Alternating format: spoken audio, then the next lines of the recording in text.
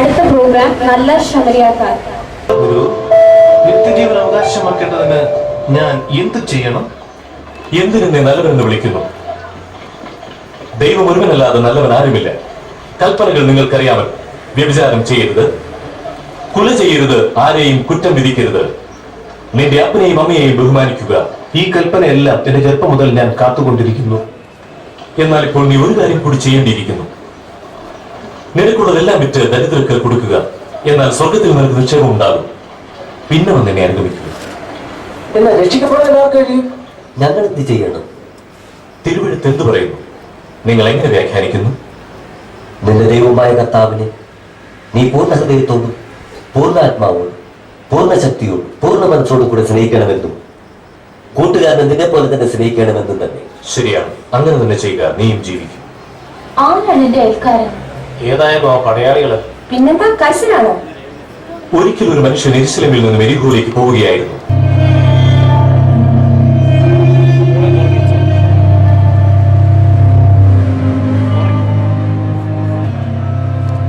ദൈവമേ, സമയം ഒത്തിരിയായി. ഞാനിനി എപ്പോൾ എത്തിച്ചേരും? ഇവിടെയൊന്നും ഒരു കടയിൽ കാണുന്നില്ലല്ലോ. ഈ വഴികളാണെങ്കിൽ എനിക്ക് ഒരു പരിചയവുമില്ല.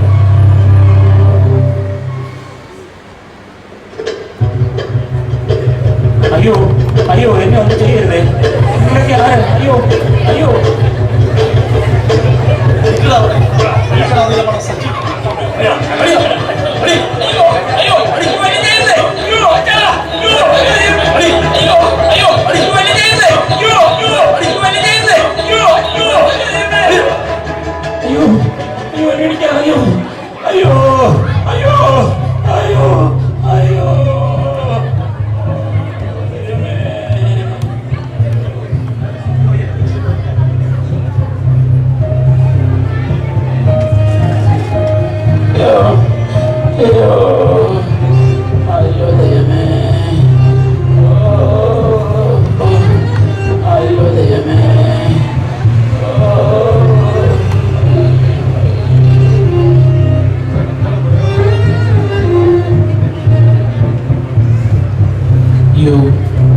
മരിച്ചു പോയതാണെന്ന് തോന്നുന്നു.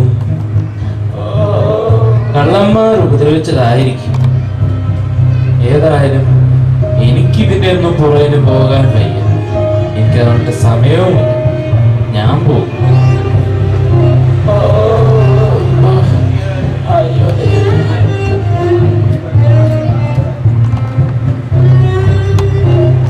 സ്തോത്രം സ്തോത്രം സ്തോത്രം. അയ്യോ, കിടക്കുന്നു. അനക്കമുണ്ട്, പക്ഷെ എനിക്കൊന്നും ചെയ്യാൻ കഴിയത്തില്ല. രാവിലെ യോഗം ആരംഭിക്കണം. ഇപ്പോൾ തന്നെ 8:40. ഒന്നാമതേ സഭയിൽ പ്രശ്നങ്ങൾ. ഇനി താമസിച്ചാൽ എന്റെ കാര്യം അവതാളത്തില്ല. അതുകൊണ്ട് ഞാനത്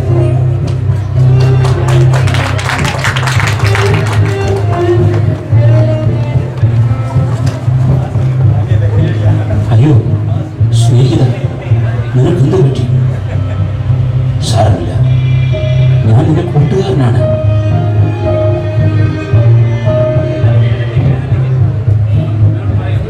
ദൈവമേ, ഈ മനുഷ്യൻ വന്ന സമയത്ത് ഞാൻ വന്നിരുന്നെങ്കിൽ എന്നെ കള്ളന്മാർ ആക്രമിക്കുമായിരുന്നു. എനിക്ക് പകരമാണ് ഈ മനുഷ്യൻ കഷ്ടം സഹിച്ചത്, അടിയേറ്റത്. സഹോദര, നീ ഒന്നും ഭയപ്പെടേണ്ട. ഞാൻ നിനക്ക് വേണ്ട സഹായങ്ങളെല്ലാം ചെയ്തു തരാം. കയ്യിലകപ്പെട്ട ഈ മനുഷ്യനോട് ഒരു നല്ല കൂട്ടുകാരനെ പോലെ പെരുമാറിയത് ആരാണ്? അവനോട് കരുണ